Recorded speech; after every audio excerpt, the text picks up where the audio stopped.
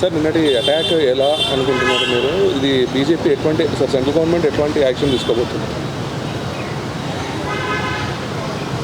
జై శ్రీరామ్.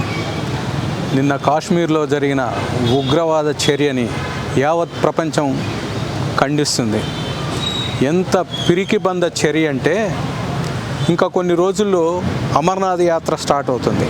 ప్రపంచం మొత్తం కూడా కాశ్మీరు ఒక పర్యాటక కేంద్రంగా భావించి భారతదేశం వస్తున్నారు. కాశ్మీర్కి ముఖ్యంగా ఆ ప్రాంతానికి వస్తున్నారు. ఇది చూసి అడుక్కు తినే ఆ పాకిస్తాన్ వాళ్ళు కుట్రతోటి ఓర్చుకోలేని తనంతో అక్కడ నిజంగా ఎంత దారుణం అంటే, నువ్వు హిందువా, ముస్లింవా, క్రిస్టియన్వా? హిందువా అంటే పేరు బట్టి కాల్చేశారు. చర్యకు ప్రతి చర్య ఖచ్చితంగా ఉంటుంది. ఆ పాకిస్తాన్ వాళ్ళు ఆ ఉగ్రవాదుల్ని పెంచి పోషిస్తున్నందుకు తగిన మూల్యం చెల్లించాల్సి వస్తుంది.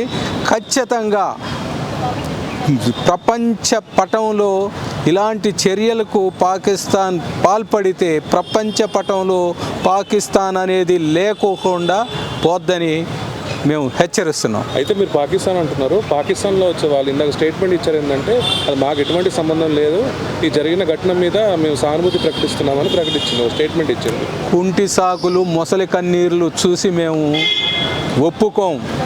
ఖచ్చితంగా చర్యకు ప్రతి చర్య ఉంటుంది.